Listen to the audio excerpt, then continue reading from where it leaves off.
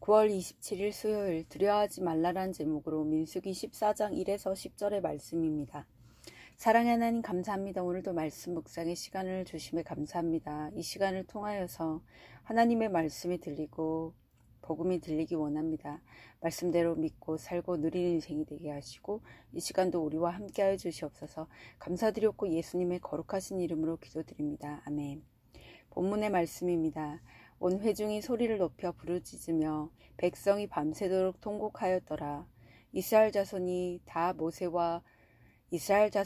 모세와 아론을 원망하며 온 회중이 그들에게 이르되 우리가 애굽 땅에서 죽었거나 이 광야에서 죽었으면 좋았을 것을 어찌하여 여호와가 우리를 그 땅으로 인도하여 칼에 쓰러지게 하려 하는가. 우리 처자가 사로잡히리니 애굽으로 돌아가는 것이 낫지 아니하랴.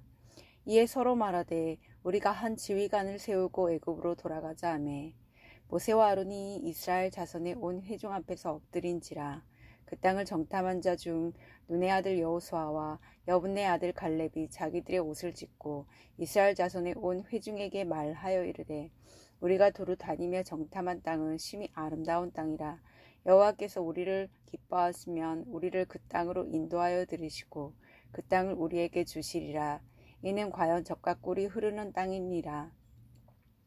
다만 여호와를 거역하지는 말라. 또 그 땅 백성을 두려워하지 말라. 그들은 우리의 먹이라. 그들의 보호자는 그들에게서 떠났고 여호와는 우리와 함께 하시느니라. 그들을 두려워하지 말라 하나 온 회중이 그들을 돌로 치려 하는데 그때 여호와의 영광이 해막에서 이스라엘 모든 자손에게 나타나시니라. 아멘. 도움말입니다. 5절에 온 회중 앞에서는 백성에게 엎드렸다는 것이 아니라 백성 앞에 서서 하나님께 엎드렸다는 뜻입니다. 엎드린지라는 문자적으로 얼굴을 떨어뜨린지라의 뜻으로 낮은 자가 높은 자에게 경의를 표하는 행동으로 모세와 아론은 백성을 중보하고자 하나님께 엎드렸습니다. 6절에 옷을 찢고는 심한 괴로움이나 슬픔, 수치 등을 표시하는 행동입니다. 보호자는 해를 가려주는 그늘처럼 위기에서 지켜주는 모든 수단을 뜻합니다. 회막은 만남의 청막으로 하나님이 이스라엘 백성과 만나시는 장소로 성막이라고도 합니다.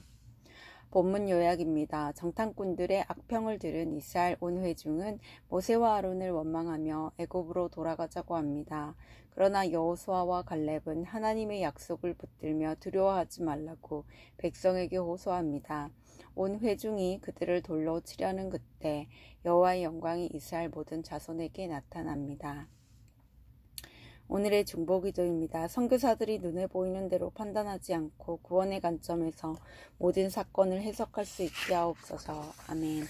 본문 해설입니다. 첫 번째, 애굽으로 돌아가자. 1에서 4절의 내용입니다.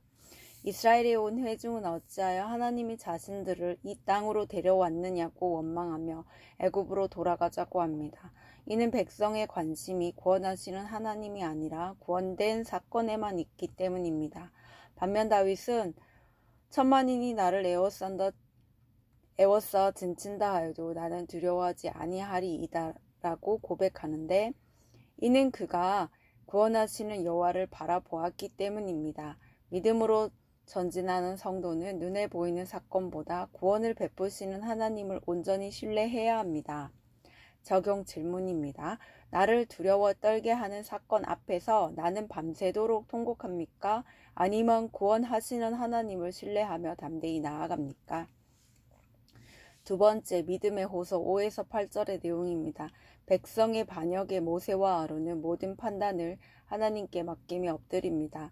그때 정탐꾼 중 여호수아와 갈렙이 옷을 찢으면서 가나안 정복은 대적의 강함과 약함에 있지 않고 오직 여호와께 달려있음을 강조합니다. 하나님이 주시겠다고 약속한 땅만 바라보는 사람은 풍랑을 넘어갈 수 없지만 땅이 아닌 약속하신 하나님을 바라보는 믿음의 사람은 아무리 큰 풍랑이라도 뚫고 지나갈 수 있습니다. 땅을 통해 내가 기뻐하기보다 나 자신이 먼저 하나님의 기쁨이 되어야 합니다. 적용 질문입니다. 나는 무조건 젖과 꿀이 흐르는 땅을 달라고 기도합니까? 아니면 나 자신이 먼저 하나님의 기쁨이 되기를 기도합니까? 세 번째, 온 회중의 거역 9에서 10절의 내용입니다. 이스라엘 자손이 가나안 백성을 두려워하는 것은 하나님의 말씀을 믿지 못하기 때문입니다. 그러나 약속의 말씀을 믿은 여호수아와 갈렙은 가나안 백성이 아무리 많고 강해 보여도 그들은 우리의 먹이일 뿐이라고 복음을 들려줍니다. 그러나 이스라엘 회중은 복음 듣기를 거절한 채 오히려 이를 전하는 두 사람을 돌로 치려 합니다.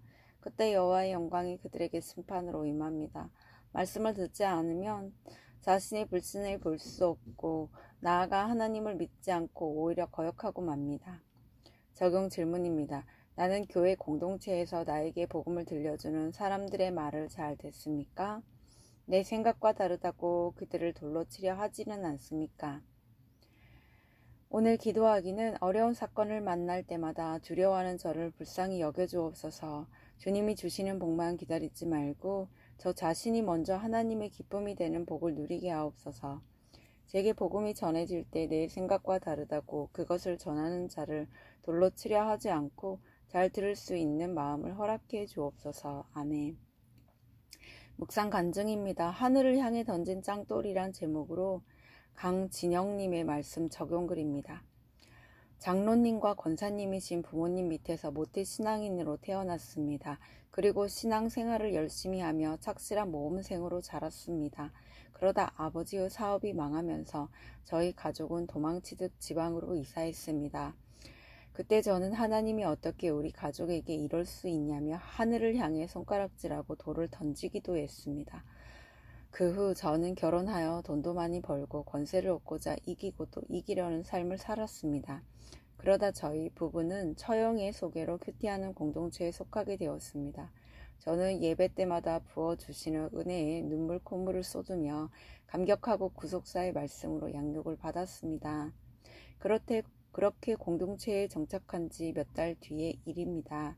30년 가까이 다니던 회사에서 퇴직한 저는 오랫동안 알고 지낸 후배의 회사에 들어갔습니다. 하지만 한 번의 의견 충돌로 해고를 당했고 저는 억울함에 소송을 제기했습니다. 나름 기도하고 하나님의 뜻을 이루어 드리겠노라며 들어간 회사인데 어떻게 이러실 수 있냐며 하나님을 향해 또다시 원망을 쏟아냈습니다. 저의 소송에 회사 측도 반소를 제기하였고 그렇게 소송이 2년간 진행되었습니다. 그동안 저는 억울하고 두려운 마음에 하나님을 의지하며 교회에서 남은 양육을 받았습니다. 그리고 여호수아와 갈렙을 돌로 치려 한 이스라엘 백성처럼 교만하여 여호와를 거역하고 돈과 명예를 우상 삼은 제 모습을 보고 회개하게 되었습니다. 그러자 하나님이 저를 해고한 대표의 구원을 위해 기도하게 하시고 또 저의 친동생들을 교회로 인도하게 할 수 있게 하셨습니다. 결국 소송은 모두 기각되었습니다. 이 일로 저는 내가 겪는 고난이 내 죄보다 가볍다는 것을 인정하게 되었습니다. 그럼에도 저는 여전히 돈과 명예를 좋아하고 틈만 나면 교만해지기도 합니다. 교만해지곤 합니다. 이제는 하루하루 회개할 것만 있는 인생이 되어 하나님이 기뻐하시는 삶을 살길 소망합니다. 이분에 적용하기는 큐티할 때마다 내 고난이 내 죄보다 가볍다고 3번씩 외치겠습니다. 매주 수요 예배를 빠지지 않고 현장에 가서 드리겠습니다. 입니다.